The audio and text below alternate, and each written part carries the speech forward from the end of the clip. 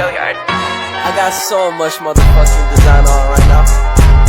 Break it down, bring it back, make it clap. I got 3 old thoughts, new guap, wear that thing. Bitches on my line, and you know they come strapped. Hold up, what it not, 45, scope it cash like whoa.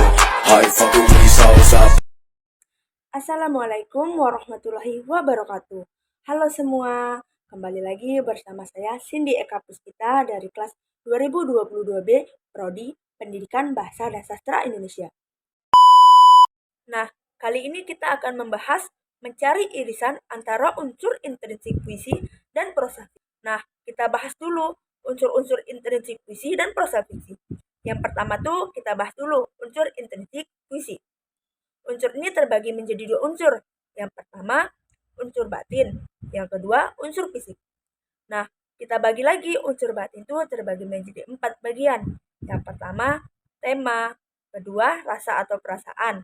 Yang ketiga, nada. Keempat, amanat. Nah, kita jelaskan satu persatu dulu ya teman-teman. Yang pertama tuh tema. Tema adalah pokok pikiran utama dalam sebuah puisi.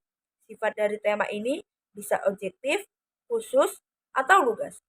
Tema paling umum pada puisi meliputi cinta, ketuhanan, kritik sosial, alam, keadilan, kemanusiaan, hingga perjuangan. Nah, yang kedua, rasa atau perasaan adalah sikap pengarang terhadap inti permasalahan yang berada dalam puisinya. Juga merupakan ekspresi diri dari perasaan pengarangnya. Perasaan tersebut bisa berdasarkan kesedihan, kesenangan, kegalauan, ketakutan, sampai kesepian. Nah, yang ketiga, nada, yaitu bentuk sikap pengarang terhadap pembaca. Nada memiliki kaitan erat dengan suasana.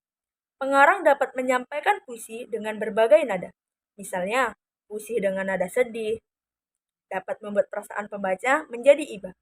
Tentu saja hal ini dapat menghadirkan suasana yang penuh kesedihan. Nah, yang keempat tuh amanat. Adalah pesan yang ingin disampaikan pengarang kepada pembaca. Melalui puisi yang dibaca, pembaca dapat memperoleh amanat secara tersurat ataupun tersirat. Nah, yang kedua ini unsur fisik. Unsur fisik terbagi menjadi 8 bagian. Yang pertama, diksi. Yang kedua, kata konkret. Yang ketiga, rima. Keempat, lari dan bait. Kelima, imaji. Keenam, majas. Ketujuh, tripografi. Kedelapan, ritma. Nah, kita jelaskan lagi ya teman-teman. Yang pertama itu diksi. Adalah pilihan kata pada puisi. Fungsi diksi dalam puisi ada 2, yaitu fungsi estetis dan fungsi ekspresif. Fungsi estetis berarti diksi berguna sebagai unsur yang memperindah puisi. Sedangkan fungsi ekspresif berarti diksi berguna sebagai unsur yang membantu penyair mengungkapkan ekspresi yang dimiliki. Yang kedua itu kata konkret. Adalah keinginan pengarang untuk menggambarkan suatu secara lebih konkret atau berwujud. Oleh karena itu, dipilih kata-kata yang membuat segala hal terkesan, dapat disentuh dan dibayangkan. Yang ketiga, rima. Rima adalah kesamaan nada atau bunyi. Rima tidak hanya bisa dijumpai pada akhir setiap lari atau baris puisi saja, tetapi bisa juga berada di antara setiap kata dalam baris. Yang keempat, lari dan bait. Lari dalam puisi maksudnya adalah baris. Lari atau baris bisa hanya satu kata, frase, atau kalimat utuh. Bait sendiri merupakan kumpulan baris atau lari yang tersusun dengan rapi. Yang kelima, imaji. Adalah kata atau rangkaian kata yang dapat memperjelas apa maksud dan tujuan pengarang. Pengimajian dilakukan agar puisi mampu mengunggah imajinasi pembaca melalui penginderaan. Yang keenam, majas. Majas adalah gaya bahasa yang digunakan untuk melukiskan sesuatu dengan jalan menyamakan dengan sesuatu yang lain. Majas digunakan untuk memperkaya pilihan kata atau diksi dan juga bahasa pada suatu karya sastra. Yang ketujuh, tipografi. Tipografi ini adalah wujud estetik pada bentuk penulisan puisi secara umum. Sering ditemukan puisi dalam bentuk baris. Tapi ada juga puisi yang disusun dalam bentuk fragmen-fragmen. Bahkan ada juga puisi yang tulis dengan bentuk yang menyerupai apel, bentuk zigzag, ataupun model lainnya. Dan yang terakhir, ritme. Dalam buku Pengantar Teori Sastra 2018, karangan Suratina, ritme disebut pula irama. Adalah alunan yang terjadi akibat pengulangan, serta penggantian kesatuan bunyi. Nah, kita memasuki unsur yang kedua ya teman-teman, unsur intrinsik prosa fiksi. Nah, unsur intrinsik prosa fiksi ini terbagi menjadi 8.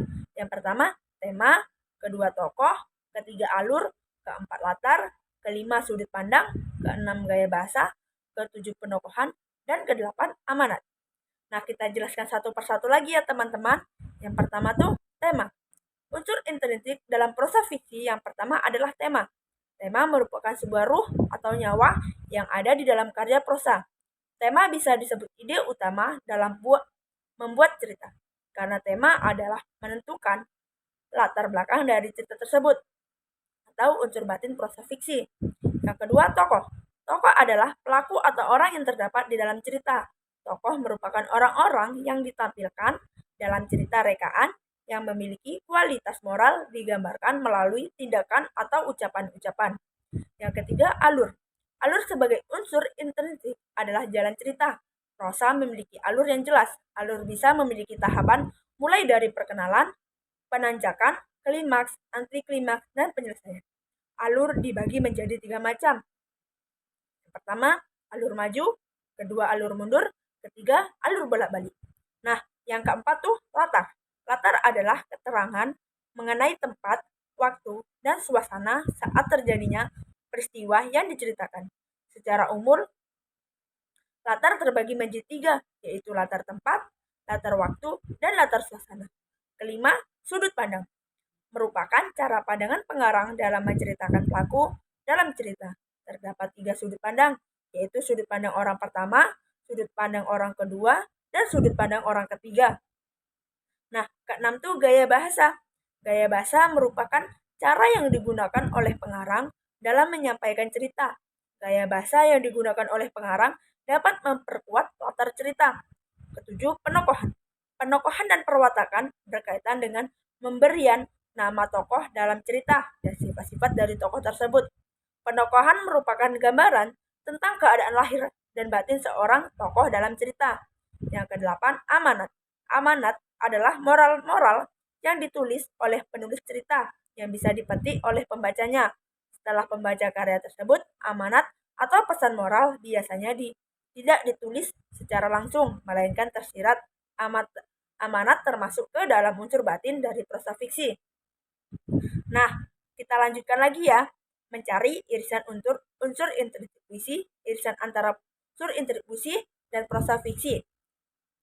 Nah, kita jelaskan dulu. Irisan antara unsur intrinsik puisi dan prosa fiksi merujuk pada elemen-elemen seperti tema, tokoh, latar, alur, gaya bahasa, dan amanat. Dapat ditemukan baik dalam puisi maupun dalam prosa fiksi.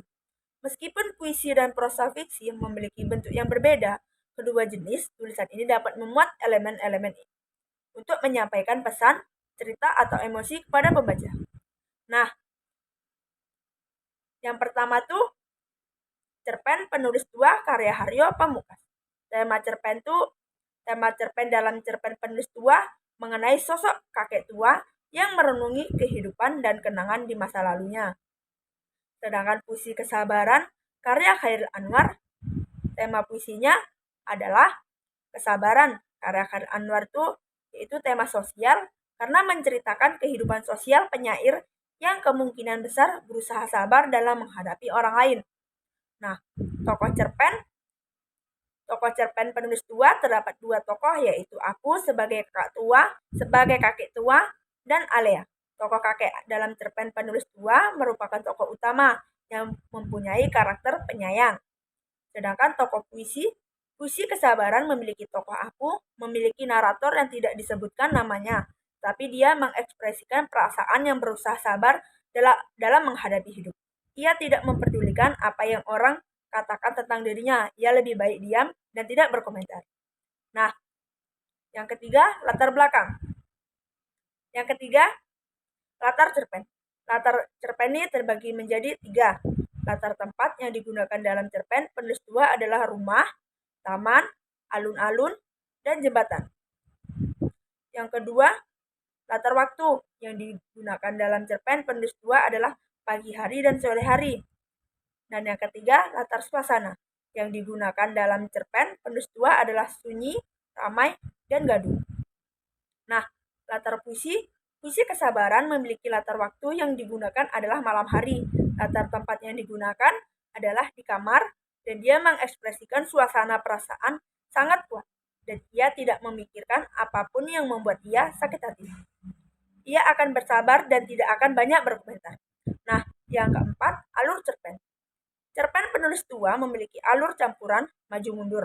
Cerpen tersebut menceritakan bahwa tokoh kakek selalu mengingat kenangan di masa lalunya dan membandingkan dengan kehidupan sekarang. Nah, alur puisi kesabaran memiliki alur yang mendalam. Dalam perasaan narator, merangkai perasaan sangat kuat dan bersabar. Nah, yang kelima, gaya bahasa cerpen. Cerpen penulis tua menggunakan gaya bahasa deskriptif dan introspektif untuk menggambarkan perasaan tokoh utama terhadap Alea dan kenangan masa lalu. Nah, gaya bahasa puisi, aku menggunakan gaya bahasa yang puitis dan ekspresif, dengan memilih kata-kata yang kuat untuk menyampaikan perasaan sangat kuat untuk bersabar dan tidak pedulian. Nah, amanat cerpen, jika menghabiskan hidup hanya dengan melihat layar kotak yang bisa memuat segalanya, kita tidak akan tahu bagaimana indahnya mengenang masa lalu yang begitu menyenangkan pada usia muda tanpa mengetahui dunia luar. Maka dari itu manfaatkan masa muda dengan memperbanyak kenang-kenangan indah. Sedangkan amanat puisi, penyair ingin mengamanatkan bahwa kita harus bersabar dalam menghadapi masalah. Sebab masalah pasti akan selalu datang. Maka dari itu kita harus bersabar dan yakin bahwa suatu saat cobaan itu akan berlalu. Kesimpulan ditemukan irisan elemen-elemen yaitu tema tokoh, latar, alur, dan gaya bahasa yang ada di dalam cerpen. Yang ada di dalam cerpen ini karya Haryo Pemukas dan puisi kesabaran karya Khairil Anwar. Cukup sekian materi yang dapat saya sampaikan. Saya akhiri. Wassalamualaikum warahmatullahi wabarakatuh. Make it clap, I got 3 old thoughts, new block.